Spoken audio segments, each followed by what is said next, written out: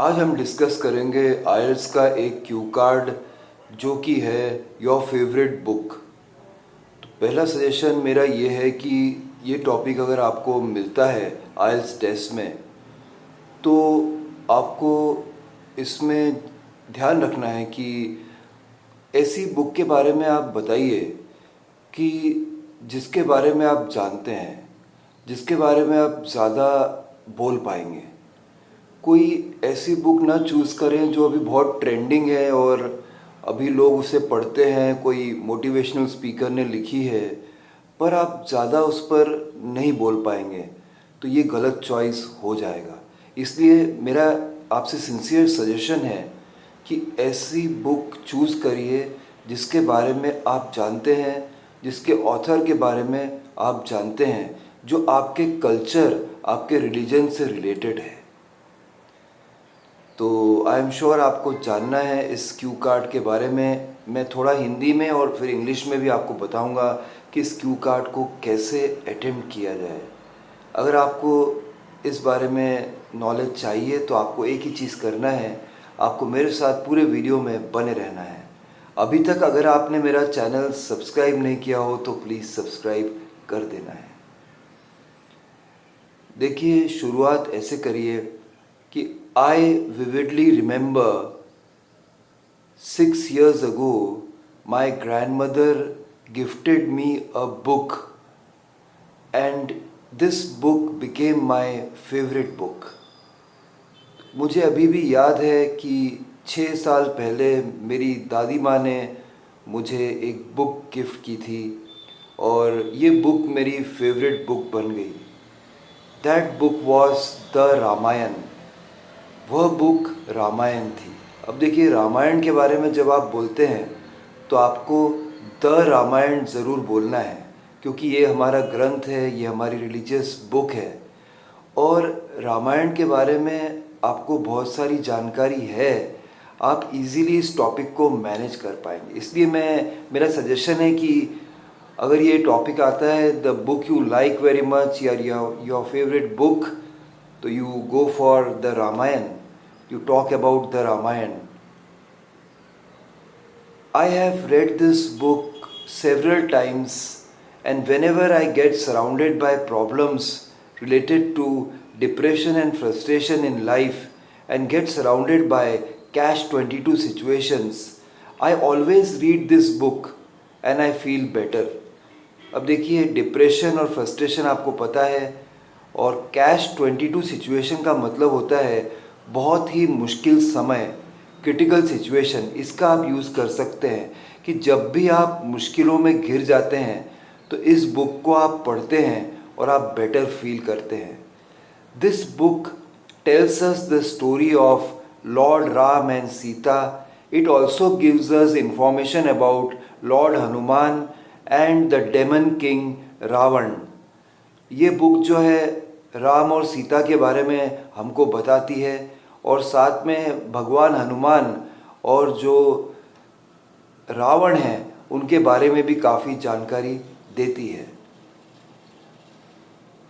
Every day I read 3 or 4 pages of this book and it really helps me to move on the right path in my life।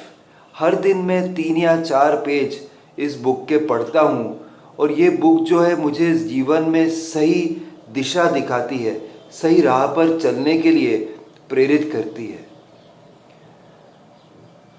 This book is also just not a book, it's a blessings given by my grand mother.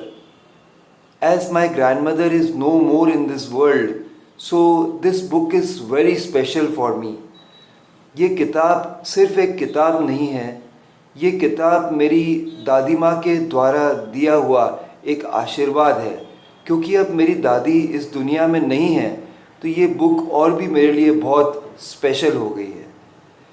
It has a orange colour and on the cover we can see pictures of lord Ram, Sita and Hanuman ji, and on the back side we can see the picture of the demon king Ravan having 10 heads।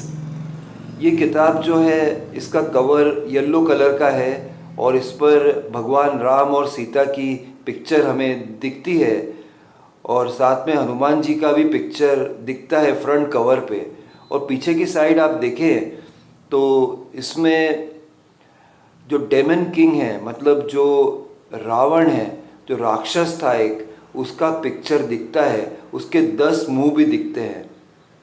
This book is divided into 14 chapters.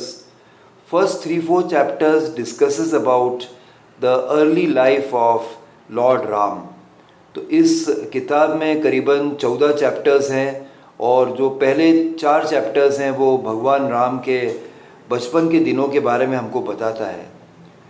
Chapters 6 to 10 tell us about the relationship that got developed between Lord Ram and Sita. It also tells us about the chemistry between Bharat and the sacrifices made by Lord Ram.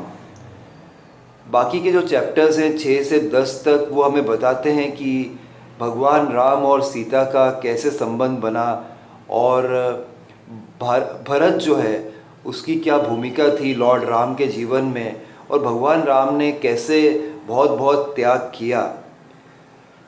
This book inspires me a lot and I have really started respecting my parents very much after reading this book, because Lord Ram went for an exile of 14 years just to keep his father's promise.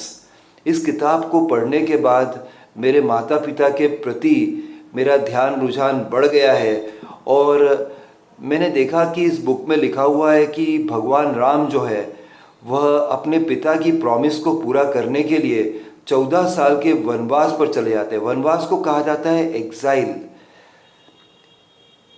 I really like this book because the writer Tulsidas ji has really explained everything in a very simple language. So that's why it's very easy to understand this book also. मुझे ये book इसलिए पसंद है क्योंकि इसके जो writer हैं तुलसीदास जी, उन्होंने बहुत ही साधारण शब्दों का प्रयोग किया है और ये बुक को पढ़ना और समझना बहुत आसान है। अब एंड की तरफ आ रहे हैं तो थोड़ी चैरिटी की बात करते हैं। Now as I have read this book for an overwhelming number of times and I almost know this book by heart, I am planning to give this book to an old age home where very many old age people are staying and they can get benefited by reading this book. अब जो है मैंने ये book बहुत सारी बार पढ़ ली है, मुझे कंठस्थ हो गई है, तो अब ये बुक जो है मैं किसी ओल्ड एज होम को दे देना चाहता हूँ जिससे कि वहाँ जो बूढ़े लोग रहते हैं वो इस बुक को पढ़ सकें और उनको फ़ायदा मिल सके। तो इस प्रकार से ये एंड हो जाएगा। एंड चैरिटी से करेंगे। तो आपने देखा कि किस तरीके से आप इजीली इस टॉपिक को अटेम्प्ट कर सकते हैं, लेकिन यही ध्यान रखना है कि ऐसी बुक चुनें। मैं नहीं कह रहा हूँ कि द रामायण ही चुने, आप द गीता भी चुन सकते हैं, द महाभारत चुन सकते हैं, द पुराना चुन सकते हैं, द कुरान चुन सकते हैं, द बाइबल चुन सकते हैं। आपकी इच्छा है, आपके धर्म के हिसाब से आप चूज़ कर सकते हैं। लेकिन मेरा ऐसा मानना है कि अगर आप रिलीजियस बुक के बारे में बताएंगे, बात करेंगे, तो आपके लिए टॉपिक को कंप्लीट करना बहुत ईजी रहेगा। तो 2 मिनट आपके ऐसे ही निकल जाएंगे। ओके, तो कैसा लगा ये वीडियो आप ज़रूर मुझे बताइएगा। और कोई क्वेश्चंस हो आपके माइंड में या आप चाहते हो कि कोई क्यू कार्ड पर मैं आपको एक वीडियो बना के दूं, तो आप यूट्यूब कमेंट बॉक्स पे मुझे कांटेक्ट कर सकते हैं। फिर मिलता हूं किसी और दिन ऐसे ही कोई क्यू कार्ड आपके साथ डिस्कस करते हुए। तब तक के लिए बाय, टेक केयर फ्रेंड्स।